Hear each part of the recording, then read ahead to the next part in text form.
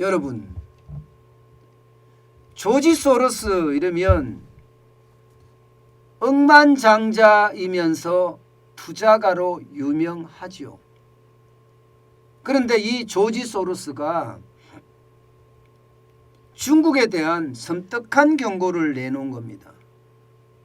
스탠퍼드대 후버 연구소에서 화상회의를 통해서 조지 소로스를 인터뷰를 했는데 그 인터뷰 내용에서 말입니다. 조지 소로스는 이렇게 이야기합니다. 부동산 시장이 냉각되면서 중국에 경제위기가 닥칠 수 있다. 이렇게 딱 잘라서 이야기합니다. 딱 잘라서. 여러분, 제가 여러 번 말씀을 드리지만 이게 이론가도 아니고 교수도 아닙니다. 실전 투자가예요. 실전 투자가들이 이렇게 극단적인 경제위기라는 단어를 쓰는 것은 진짜 어려워요. 왜냐하면 극단적인 말을 썼다가 그게 일어나지 않으면 저 사람은 신뢰할 수가 없어 이렇게 되거든요. 그래서 투자자들이 돈을 맡기면서 내 대신 투자해줘 이렇게 안 한단 말입니다. 그렇기 때문에 투자가들은요 굉장히 고민하고 또 고민해서 단어를 선택해서 말을 합니다. 게다가 내 돈도 같이 투자가 되기 때문에 돈이 어마어마하게 날릴 수도 있거든요. 자기 말에 책임을 지려고 하면. 그 정도로 말입니다. 이 실전 투자가들은 말하는 것을 굉장히 아낍니다. 그런데도 불구하고 이렇게까지 이야기하는 것은요. 굉장히 충격적이라 이야기할 수 있습니다. 제가 실제로 말했던 것을 그대로 한번 읽어드릴게요. 여러분들이 한번 판단을 한번 해보세요. 중국의 부동산 호황은 국민들에게 자산의 상당 부분을 투자하도록 하고 이를 통해서 지방정부의 혜택을 보는 지속 불가능한 모델에 기반하고 있다. 중국 정부는 집값을 잡기 위해 펼친 정책들로 인해 대형 부동산 개발 업체들이 잇따라 유동성 위기에 몰리고 집값은 떨어지고 있는 상황이다. 주택가격이 하락하면 목돈을 투자한 사람들이 시진핑 국가주석에게 등을 돌리게 될 것이다. 그러면서 중국 경제는 이미 부동산 침체에 대한 대응이 늦었으며 사람들은 시장에 대한 신뢰가 많이 훼손된 상태라고 진단했다. 이미 늦었다는 이야기. 여기에 이제 방점이 있는 거죠. 여기에 방점이 있으면서 그게 결국은 경제 위기로 커질 수 있다는 이야기를 하는 겁니다. 자, 그러면서 말입니다. 조지 소로스가 이야기한 것은요. 부동산이 중국 경제에서 차지하는 비중이 많다는 사실이에요. 연간산업까지 포함하면 30%가 넘는다고 하고요. 미국하고 비교했을 때도 부동산 투자가 차지하는 비중은 미국은 4%인데 반해서 중국은 10%입니다. 그러니까 부동산이 깨지면 실제로 중국 경제에 위기가 닥칠 수 있다 하는 이야기를 이 지표가 말해주고 있습니다.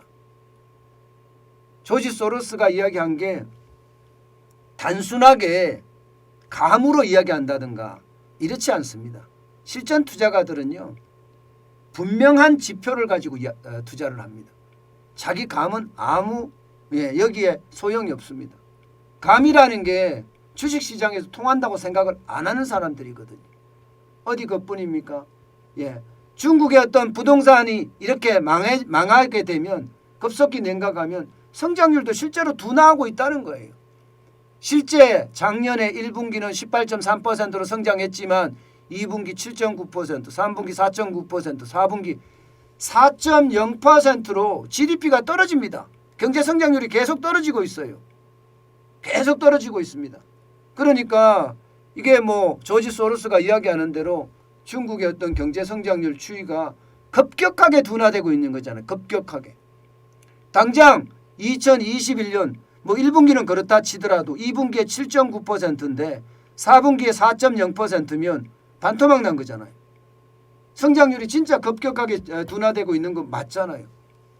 그만큼 충격적인 일이 지금 벌어지고 있다. 예, 성장률이 이만큼 꼬꾸라지고 있다. 이렇게 지금 조지 소로스는 이야기를 하고 있습니다. 그만큼 말입니다. 지금 충격의 도가 커진다고 이야기하고요. 심지어 말입니다. 이걸 한번 보세요. 중국의 성장률은 적어도 5.5%에서 6%는 유지해야지 중국의 어떤 고용을 감당할 수 있다고 이야기합니다.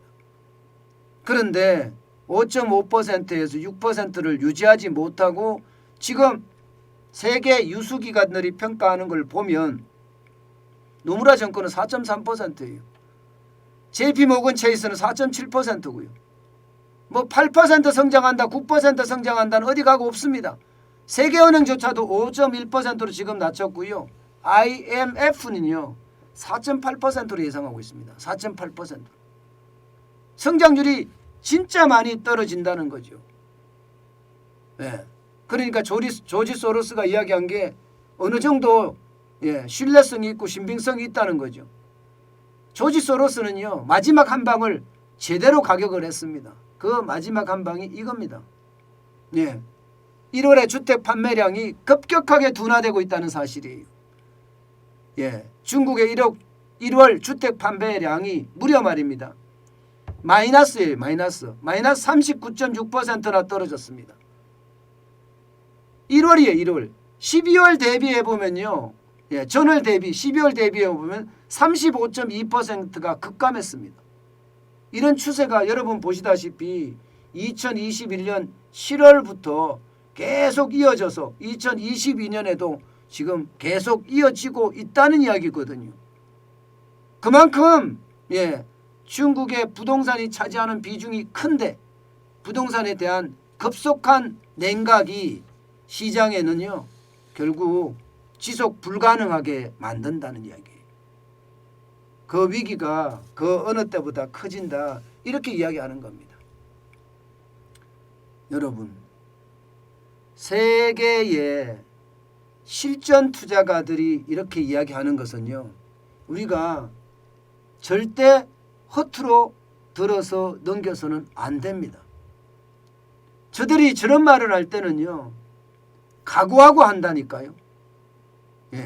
본인의 명예가 달려있는 문제이기도 하고 본인의 투자한 돈이 달려있는 문제이기도 하기 때문에 굉장히 신중하게 답한다는 것.